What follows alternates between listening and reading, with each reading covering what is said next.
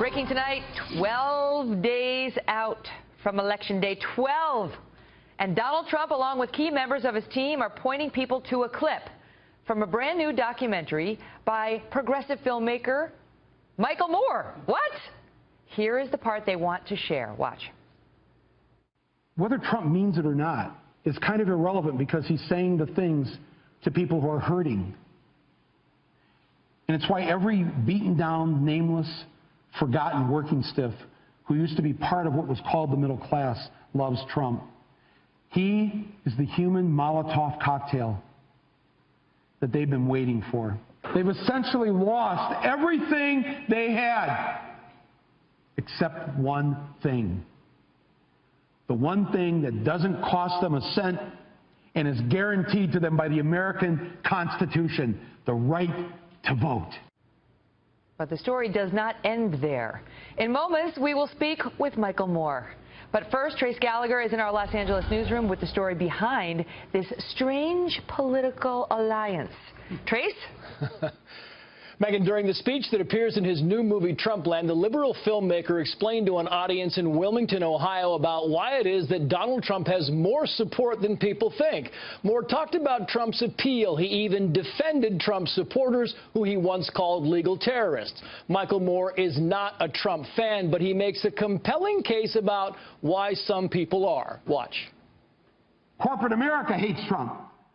Wall Street hates Trump. The career politicians hate Trump. The media hates Trump. Yes, on November 8th, you, Joe Blow, Steve Blow, Bob Blow, Billy Bob Blow, all the blows get to go and blow up the whole goddamn system because it's your right. Trump's election is going to be the biggest f*** you ever recorded in human history. And it will feel good. The video has gone viral among Trump supporters, with both Donald Trump and Donald Jr. applauding it. Trump Sr. writing, quote, "I agree, Micheal Moore, to all Americans, I see you and I hear you. I am your voice. Vote to drain the swamp with me on November 8th. Political experts say it appears the filmmaker is genuine in his warning that voters who are currently or formerly in the middle class have been forgotten, and that for them a vote for Trump would be the ultimate FU. But this apparent ode to Trump is without context, as Micheal Moore himself points out on Twitter, quoting, "Hey everyone, Trump Jr. and the right wing thinks my movie called Trumpland is pro-Trump. Ha ha. Please don't tell them otherwise. Righties have doctored clip from my film to make it look pro-Trump. 7.9 million views, sending millions to iTunes. Trumpland #1. For the record, the viral clip wasn't doctored. It simply left off this part. Watch." Like the Brits, who wanted to send a message, so they voted to leave Europe, only to find out that if you vote to leave Europe, you actually have to leave Europe. And now they regret it. All the Ohioans, Pennsylvanians, Michiganders, and Wisconsinites of Middle England, right? They all voted to leave, and now they regret it.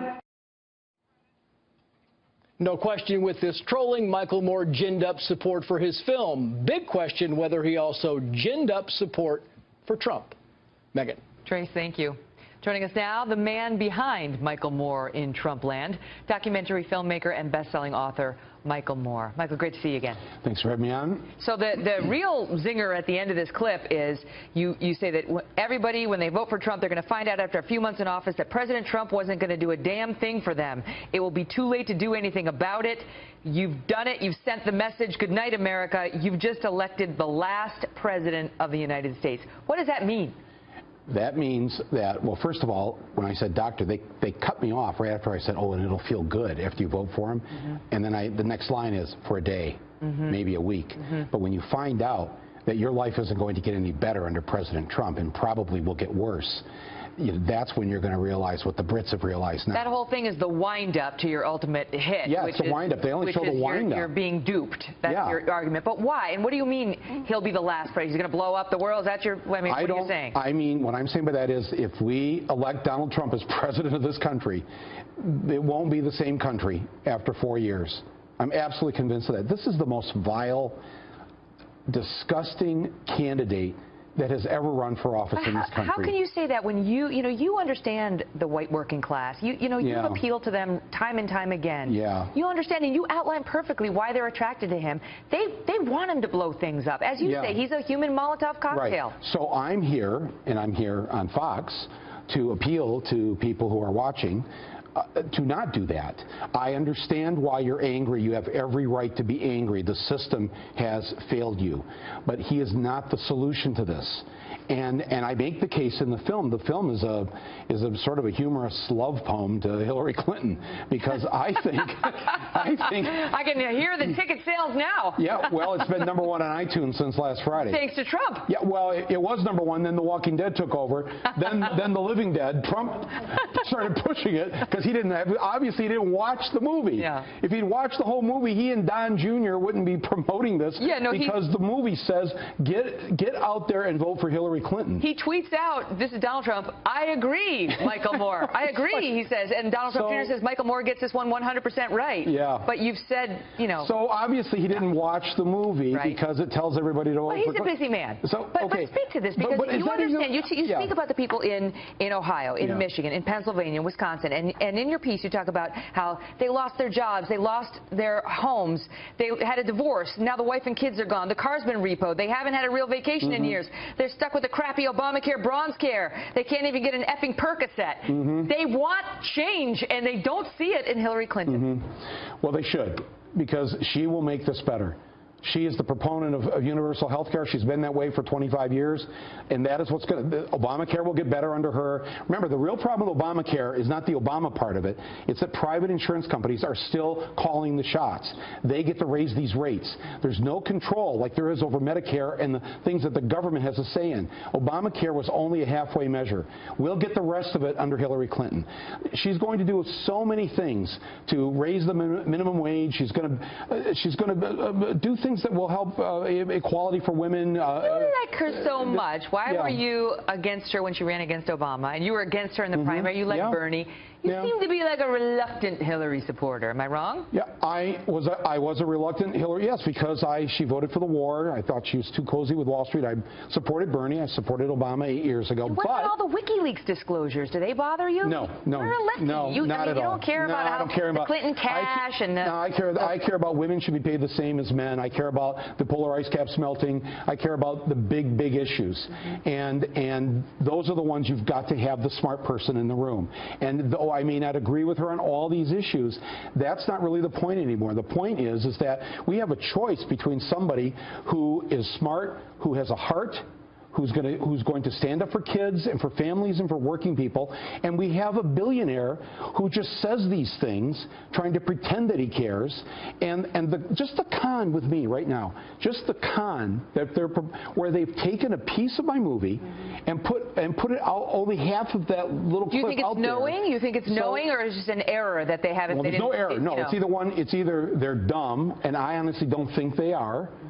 Or they know they're misleading. They're like dumb like a fox, maybe. Yes, they are. They know they're misleading people because they're counting on the fact that people who are in the working class are so desperate and so hurt by what has happened to them that all they'll do is hear those few words and not hear the rest of my paragraph. But even before you articulated very well how they feel, they were with Donald Trump. He is beating her by 33 points with the white working class.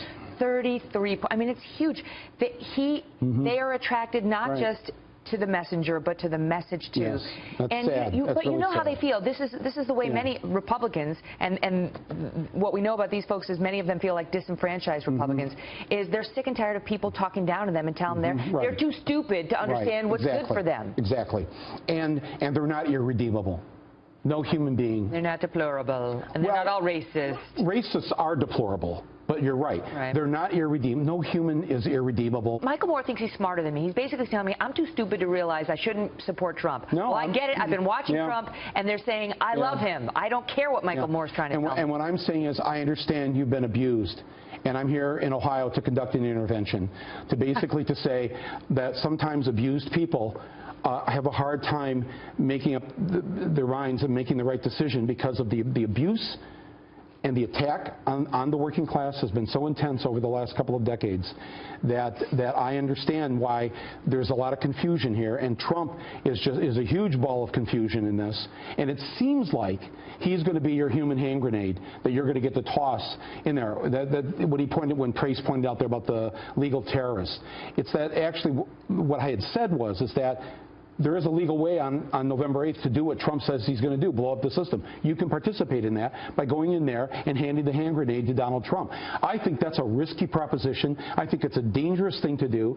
And I think that you're not going to be better off with this billionaire who's never spent a day in his life worrying about you, caring about you, doing anything for you. If they see it and they find out that it's not a pro-Trump film, you know, they're smart enough to realize this is information. I'll take this point of view and I'll make up my own mind, as they will do in. Yeah, but he's lied to them, and I'll already have their $5, and I want to give it back to them. Well, go for it. I don't know how to do that. You can give it to me, and I'll make sure it gets to them. Trust me. You have. Okay, I gotta go. Michael Moore, a pleasure as always. Thanks for having me on. Great to see you.